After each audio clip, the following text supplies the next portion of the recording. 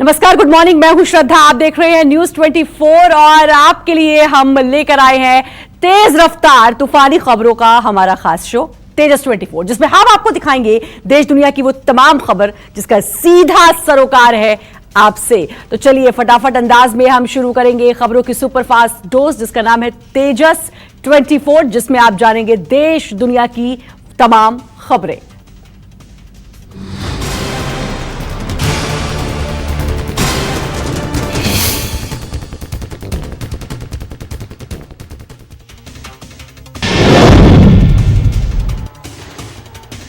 हाथों में बंदूक लेकर ताबड़तोड़ फायरिंग करते ये हैं शेख मंसूर बटालियन, जो कीव के बाहरी इलाके में रूसी सैनिकों को मुंहतोड़ जवाब दे रही है। तस्वीरों में आप एक सैनिक को भी देख सकते हैं, वो हाथ में रॉकेट लॉन्चर लेकर रूसी सैनिकों पर फायर करता है।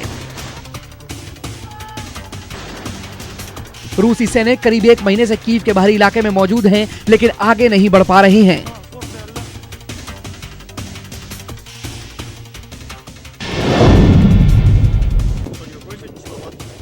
यूक्रेन पर रूस के हमले लगातार जारी हैं, कभी आसमान से, कभी जमीन से, तो कभी समुद्र से। यूक्रेन पर रूस क्रूज मिसाइल से कहर बरपा रहा है। समंदर के बीच से आसमान को चीरती हुई ये मिसाइलें यूक्रेन के शहरों पर कहर ढाने के लिए निकली हैं। तस्वीरें क्रीमिया के सेवस्तोपोल इलाके में ब्लैक सी की हैं, जहां से मिसाइल फायर की गई। ये बुआन एम मिसाइल लॉन्चिंग शिप है, जिससे कैलिब्र एन के क्रूज मिसाइल फायर की गई है।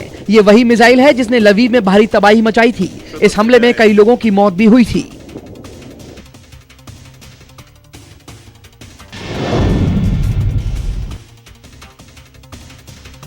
रूस और यूक्रेन के बीच जारी जंग के बीच ये वीडियो क्रोमाटोरस्क से सामने आया है, जिसमें दावा किया जा रहा है कि रूस ने क्रोमाटोरस्क में एक के बाद एक जोरदार धमाके किए, जिससे पूरे इलाके में अफरा तफरी मच गई। वीडियो में साफ देखा जा सकता है कि कैसे एक के बाद एक लगातार धमाके हो रहे हैं और धुएं का गुबार आसमान को छू रहा है।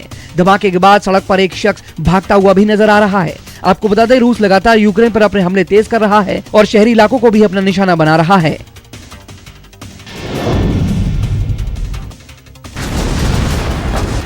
रूस की तरफ से यूक्रेन की अर्थव्यवस्था को बर्बाद करने की कोशिश तेज हो गई है।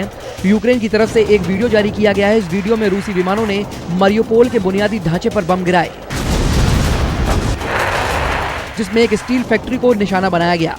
वीडियो में साफ देखा जा सकता है कि रूसी वायुसेना के कई विमानों ने एयर स्ट्राइक की, जिससे प्लांट में एक के बाद एक कई जोरदार धमाके हुए, जिससे पूरा का पूरा स्टील प्लांट धुएं के गुबार में समा गया।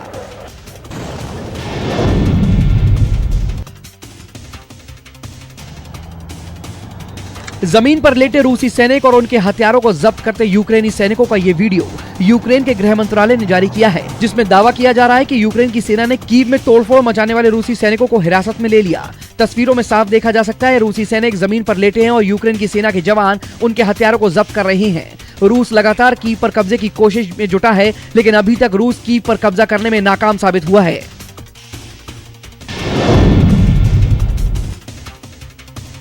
रूस यूक्रेन युद्ध के बीच एक दर्दनाक खबर सामने आई है। यूक्रेन के प्रोसिक्यूटर जनरल ऑफिस ने एक डेटा जारी किया है। इसमें दावा किया गया है कि यूक्रेन में युद्ध में अब तक 117 बच्चों की मौत हुई है, साथ ही 155 से ज्यादा बच्चे जख्मी हुए हैं। रूस के हमले से यूक्रेन के कई शहर तबाह हो चुके हैं। हवाई हमलों में यूक्रेन के बड़े शहर पूरी तरह से खंडहर में तब्दील हो चुके हैं। हर तरफ बर्बादी के मंजर नजर आ रहे हैं।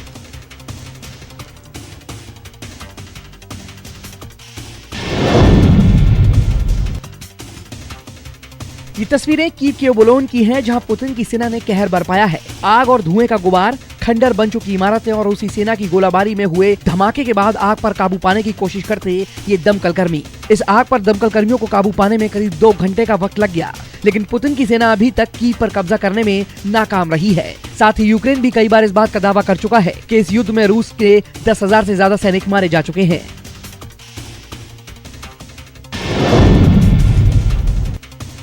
रूसी सेना ने यूक्रेन के स्लावियांस्क रेलवे डिपो पर बड़ा हमला किया है। रूसी सेना ने रात के अंधेरे में रेलवे डिपो पर रॉकेट दागे हैं। रूस के इस हमले से स्लावियांस्क रेलवे स्टेशन पूरी तरह से तबाह हो गया है। रूस की सेना यूक्रेन पर लगातार हमले कर रही है और उसकी प्रशासनिक और पुरानी इमारतों को निशाना बना रही है। अब तक यूक्रेन के कई शहर खंडहर बन चुके हैं।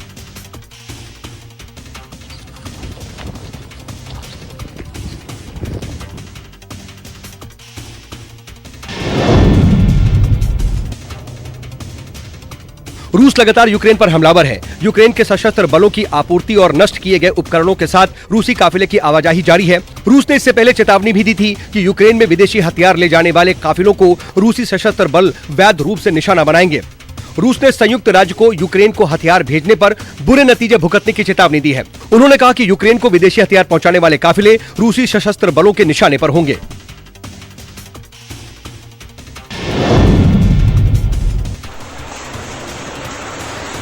खबर है कि रूसी सैनिकों की तरफ से खेरसॉन के शॉपिंग मॉल, दुकानों और घरों में लूट की जा रही है। ये तस्वीरें देखिए। ये तस्वीरें खेरसॉन के एक शॉपिंग मॉल की हैं, जहां रूसी सैनिकों ने लूट की है। बता दें कि यूक्रेन के खेरसॉन शहर पर करीब एक हफ्ते भर से रूस का कब्जा है। खेरसॉन में बड़ी लड़ाई के बाद रूसी सैनिकों ने खेरसॉन पर कब्जा कर लिया था, जिसकी पुष्टि खुद खेरसॉन के मेयर ने की थी।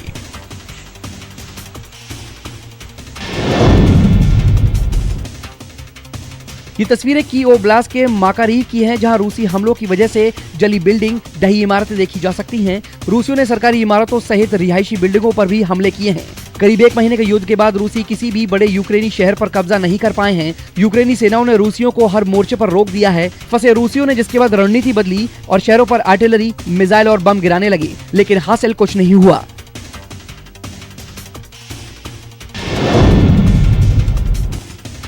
रूसी सेना ने इनर होडर शहर पर कब्जे की तस्वीर जारी की है। इन तस्वीरों में रूस की मशहूर सिंगर चेचरियाना इनर होडर शहर में यूक्रेन का झंडा उतारते दिख रही हैं। इस दौरान कुछ रूसी सैनिक भी दिख रहे हैं। सिंगर चेचरियाना एक इमारत की छत पर जाते हुए दिखती हैं। इसके बाद वो यूक्रेन के झंडे को उतार देती हैं। दरअसल यूक्रेन लगातार रूस को पछाड़ने का दावा कर रहा है। माना जा रहा है कि यूक्रेन के प्रोपेगेंडा वॉर का जवाब देने के लिए रूस ने ऐसी तस्वीर जारी की है।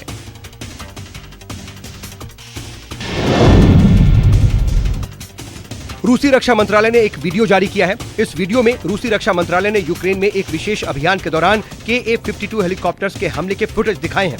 इस वीडियो को जारी करने के पीछे रूस का मकसद साफ है कि दुश्मन उनके अत्याधुनिक हथियारों से खौफ खाए और किसी भी तरह की हरकत करने से पहले 100 बार जरूर सोचे। साथ ही रूस की तरफ से दुश्मन के लिए एक चेतावनी संदेश भी है।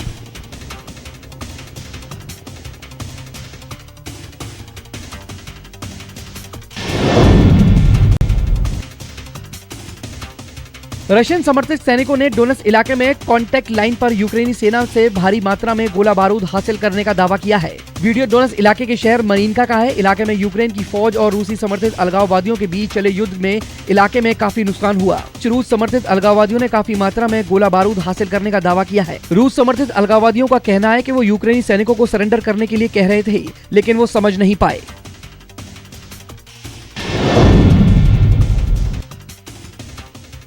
अमेरिकी राष्ट्रपति जो बाइडेन का आज से यूरोप दौरा शुरू हो रहा है। बाइडेन ने ट्वीट कर कहा है कि वो यूरोप के सहयोगी और पार्टनर देशों के नेताओं के साथ बैठक करेंगे। पोलैंड के राष्ट्रपति के साथ होने वाली द्विपक्षीय वार्ता में यूक्रेन के मानवीय संकट और मानवीय अधिकारों को लेकर अमेरिकन रिस्पांस पर चर्चा होगी। बाइडेन ने कहा कि पुतिन ने सोचा था कि वो हमें बांट देंगे, लेकिन हम अब तक सबसे ज्यादा संगठित होकर उभरे हैं। हम ये सुनिश्चित करेंगे पुतिन अपनी कार्रवाई की बहुत ज्यादा आर्थिक कीमत अदा करेंगे।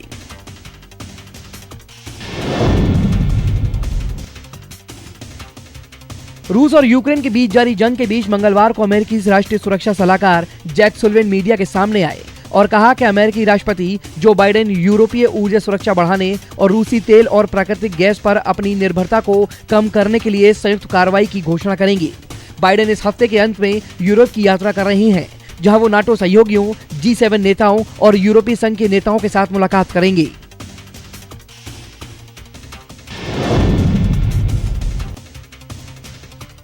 यूक्रेन मामले को लेकर संयुक्त राष्ट्र संघ की तल्खी बहुत बढ़ गई है। रूसी पश्चिमी देशों के उन कोशिशों के बीच काफी अकेला पड़ गया है जो रूस के खिलाफ लाई जा रही हैं।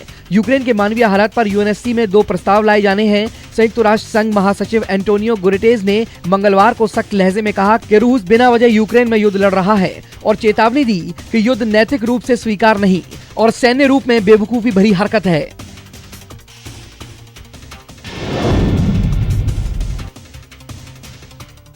193 सदस्यों वाले संयुक्त राष्ट्र संघ में एक विरोधी प्रस्ताव लाए जाने की तैयारी है। दोनों ही प्रस्ताव में यूक्रेन में नागरिकों, स्वास्थ्य और सहायता कर्मचारियों की सुरक्षा की बात है, लेकिन एक प्रस्ताव में यूक्रेन मामले में रूस को जिम्मेदार बताया गया है और इसी प्रस्ताव पर इसी हफ्ते वोटिंग होनी है।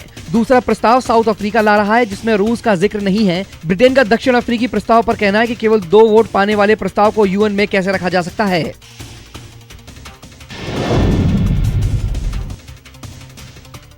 अमेरिका रूस के ऊपर केमिकल हमला करने की तैयारी का आरोप लगा चुका है। अब रूस ने यूक्रेन पर केमिकल हमले की कोशिश का आरोप लगाया है। रूस ने कहा है कि यूक्रेन सैनिक केमिकल हमले की कोशिश कर रहे हैं। In the evening of March 21, a planned provocation of Ukrainian nationalists was carried out in Sumy, resulting in ammonia leak at Sumy Chimprom plant.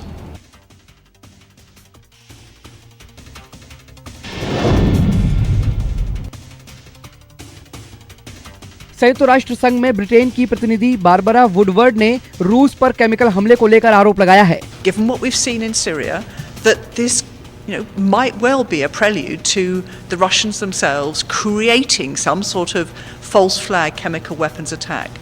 There are procedures for dealing with this, and that Russia will face the full consequences.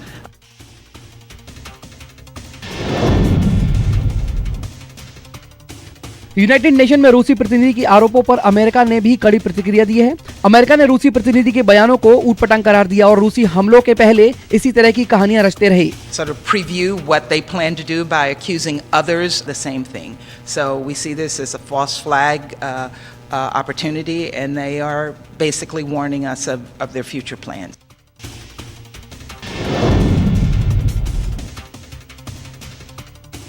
रूस ने पहली बार माना है कि Ukraine में उसे अभी तक कोई सैन्य लक्ष्य हासिल नहीं हुआ है। इसके साथ ही पुतिन के मुख्य प्रवक्ता ने कहा है कि अगर रूस के अस्तित्व पर खतरा होगा तो रूस परमाणु हथियार का इस्तेमाल करेगा। रूस की सिक्योरिटी पॉलिसी के मुताबिक हम परमाणु हथियार तभी इस्तेमाल करेंगे जब देश के अस्तित्व पर खतरा होगा। पुतिन ने पिछले महीने रूसी न्यूक्लियर फोर्स को हाई अलर्ट पर रखने का आदेश दिया था, जिसके बाद 28 फरवरी को रूसी रक्षा मंत्रालय ने कहा कि न्यूक्लियर फोर्स कॉम्बैट ड्यूटी पर तैनात है।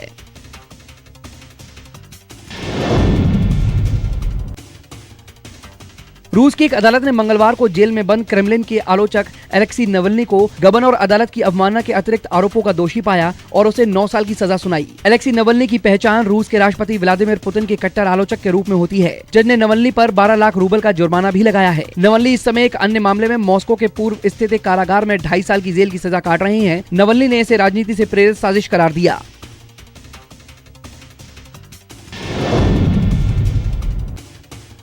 अमेरिका ने पुतिन के आलोचक नवल्नी के खिलाफ कोर्ट की कार्रवाई को दिखावा करार दिया है और सजा के ऐलान की कड़ी आलोचना की है। अमेरिका ने कहा है कि विरोध बोलने की आजादी को दबाने की एक और कोशिश का नया उदाहरण है, जिसे रूस यूक्रेन के हमले की आड़ में छिपाना चाहता है। नवल्नी को कोर्ट ने बड़े पैमाने पर गबन और कोर्ट की अवहेलना का दोषी बताते हुए 9 साल की सजा सुनाई है। कोर्ट के इस आदेश को पुतिन के विरोधी नवल्नी को कई सालों तक जेल में छोड़ देने की कोशिश के रूप में देख रहे हैं।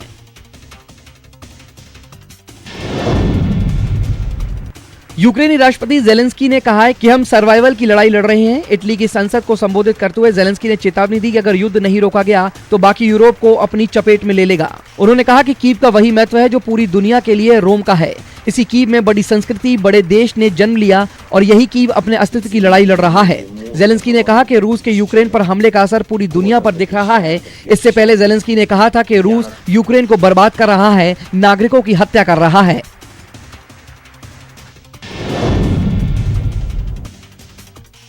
जब से रूस ने यूक्रेन पर हमले शुरू किए हैं, तब से रूस को अंतर्राष्ट्रीय स्तर पर कई तरह के प्रतिबंध झेलने पड़ रहे हैं। कभी यूएन प्रतिबंध लगाता है तो कभी यूरोपीय संघ रूस पर फाइनेंशियल बैन लगाकर उसे चोट पहुंचाने की कोशिश कर रहा है। इसी कड़ी में अब फ्रांस की कंपनी टोटल एनर्जीज ने रूस से तेल और गैस उत्पादों की खरीद के कॉन्ट्रैक्ट को आगे न बढ़ाने का फैसला लिया है।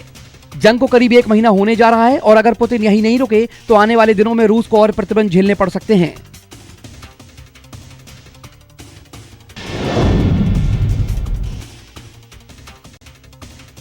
यूक्रेन का मरियुपोल रूस यूक्रेन जंग का सबसे बड़ा मैदान बना हुआ है। हफ्ते भर से जारी बमबारी के बावजूद शहर पर रूस का कब्जा नहीं हो सका है। क्रेमलिन के प्रवक्ता पास्कोव ने कहा है कि रूसी सेना का लक्ष्य है मरियुपोल से यूक्रेनी सेना का सफाया किया जाए। यूक्रेनी अधिकारियों के मुताबिक मरियुपोल में अब तक 3000 से ज्यादा लोगों की मौत हो चुकी है। खंडहर बन चुके इन शहरों से 1 लाख से ज्यादा लोग पलायन कर चुके हैं।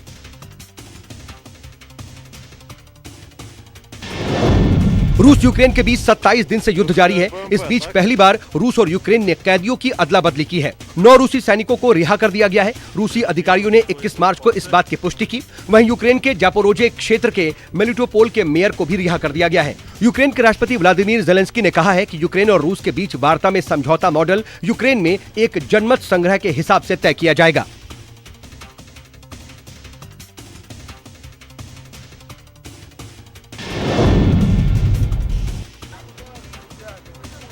यूक्रेन पर रूस के तेज होते हमलों के बीच जान बचाकर भाग रहे यूक्रेनी नागरिक पड़ोसी देश की सीमा पर पहुंचने की कोशिश कर रहे हैं। मालदोवा, रोमानिया, पोलैंड सीमा पर यूक्रेनियंस की लंबी कतारें हैं, जिसके बाद मालदोवा से दूसरे देशों ने यूक्रेनियंस को अपने देश में लाने की कोशिश शुरू कर दी है। मालदोवा से निकल रहे यूक्रेन के लोगों का कहना है कि उन्हें जो हाथ लगा वो लेकर निकल भागे। वो घर लौटना चाहते हैं। उम्मीद है कि युद्ध जल्द खत्म होगा।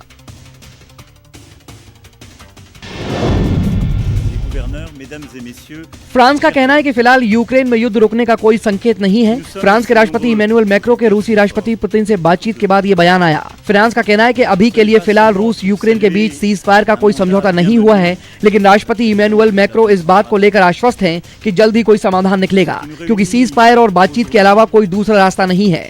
युद्ध शुरू होने के बाद से मैक्रो जेलेंस्की से 17 बार और पुतिन से 9 बार बात कर चुके हैं।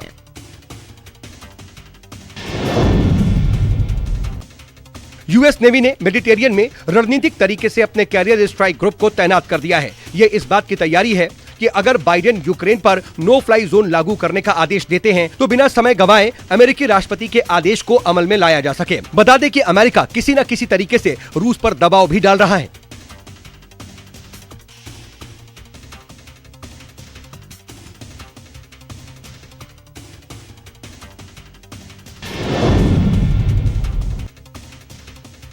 यूक्रेन पर हमलों को लेकर एक के बाद एक प्रतिबंध झेल रहा रूस अब इसकी काट निकालने में जुटा है। अमेरिकी कंपनियों के रूस में कारोबार बंद कर देने के जवाब में रूसी कंपनियां उनसे मिलती जुलते प्रोडक्ट तैयार कर रही हैं। इसी कड़ी में फास्ट फूड चेन मैकडोनल्ड के जवाब में रूसी व्यापारी ने अंकल वान्या शुरू किया है। अंकल वान्या का लोगो मैकडोनल्ड से काफी मिलता जुलता है। मैकडोनल्ड ने रूस में अपने सभी 850 आउटलेट बंद कर दिए हैं।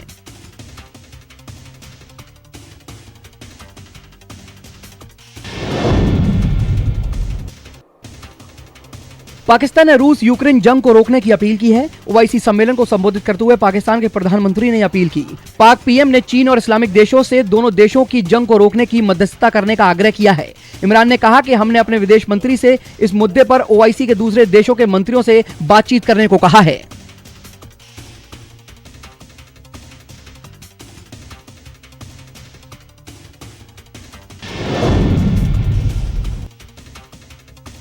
अपनी सेवाओं के बंद करने के बाद गूगल ने मॉस्को ऑफिस से भी अपनी सभी कर्मचारियों को हटा लिया है। ब्लूमबर्ग के मुताबिक गूगल ने इस बात से इनकार नहीं किया है कि जरूरत पड़ी तो रूस में गूगल अपनी सभी सेवाएं बंद कर सकता है। इससे पहले अल्फाबेट इंक की इकाई गूगल ने रूस में ऑनलाइन विज्ञापन बेचना बंद कर दिया था। ये प्रतिबंध सर्च, यूट्यूब और बाहरी पब्लिकेशन वालों को कवर करता था। गूगल ने उस समय कहा था कि असाधारण परिस्थितियों के मद्देनजर हम रूस में गूगल विज्ञापनों को रोक रहे हैं। सही समय आने पर फैसला लिया जाएगा।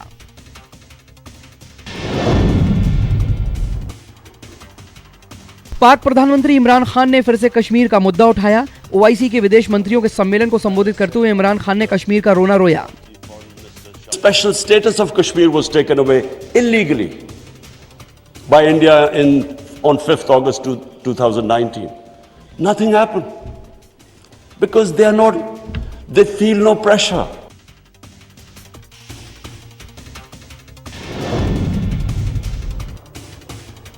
पाक प्रधानमंत्री ने मंगलवार को इस्लामाबाद में इस्लामिक सहयोग संगठन के उद्घाटन सत्र को संबोधित किया। इमरान ने कहा कि दुनिया भर में हम मुसलमान 1.5 अरब हैं, लेकिन हम अंतर्राष्ट्रीय स्तर पर उतने प्रभावी नहीं। They don't take us seriously. We are a divided house, and those powers know it. We are 1.5 billion people.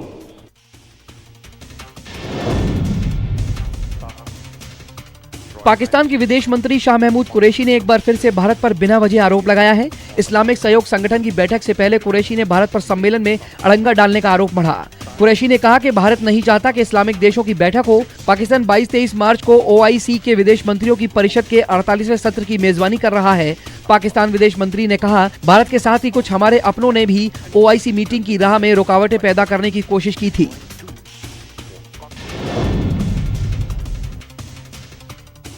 Pakistan के इस्लामाबाद में इस्लामिक सहयोग संगठन की बैठक में चीन भी शिरकत कर रहा है। मुस्लिम देशों के सम्मेलन में चीन विदेश मंत्री वांग यी की मौजूदगी पर उइगर मुसलमान भड़क गए हैं। उइगर मुसलमान संगठनों ने पाकिस्तान के सामने विरोध दर्ज कराया। उइगर संगठन चीन पर शिनजियांग में उइगर मुसलमानों के नरसंहार का आरोप लगाते रहे हैं। उइगर संगठनों का कहना है कि मुस्लिम देशों के मंच पर चीन की मौजूदगी उइगर मुसलमानों का अपमान है।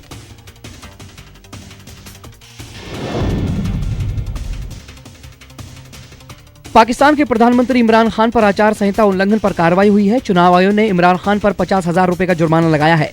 पाक प्रधानमंत्री ने बिना इजाजत जनसभा की थी। आयोग ने पीएम इमरान के साथ 5 अन्य लोगों पर भी जुर्माना लगाया है। पाकिस्तानी पीएम ने स्वायत्त क्षेत्र में जनसभा की थी। इमरान खान ने चुनाव आयोग की मनाही के बावजूद 16 मार्च को स्वायत्त में जनसभा की थी। विदेश मंत्री शाह महमूद कुरैशी, खैबर पख्तूनख्वा के मुख्यमंत्री महमूद खान पर भी जुर्माना लगा है।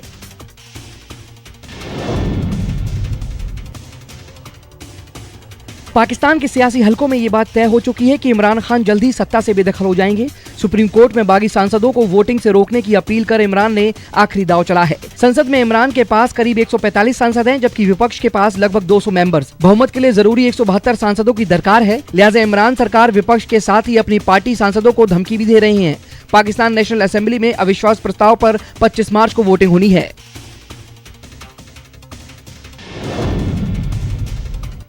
इजराइल में मंगलवार को आतंकी हमला हुआ। बीरशेवा शहर में एक शख्स ने चाकू से हमला कर 4 लोगों की हत्या कर दी। हमले में 5 लोग जख्मी हुए, जिनमें 2 की गंभीर हालत है। आतंकी ने सबसे पहले एक शॉपिंग मॉल के बाहर एक महिला की हत्या की। एक के बाद एक लोगों पर हमला कर रहे शख्स को एक बस ड्राइवर ने गोली मार दी। हमलावर से सरेंडर करने की भी अपील की गई। मारा गया हमलावर ISIS के लिए सीरिया में भी लड़ चुका है और 4 साल बाद उसकी जेल से रिहाई हुई थी।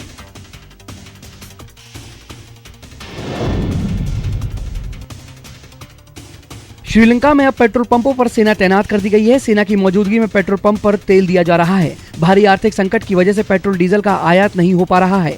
पेट्रोल पंपों पर लोगों की लंबी कतार को देखकर ही सेना की तैनाती की गई है। पेट्रोल लेने के लिए लाइन में लगे 2 लोगों की मौत भी हो चुकी है। सरकारी तेल कंपनी सिलोन पेट्रोलियम कॉर्पोरेशन ने अपने पंपों पर सैनिकों की तैनाती की है। भारत ने श्रीलंका को $1 अरब की सहायता देने का ऐलान किया है।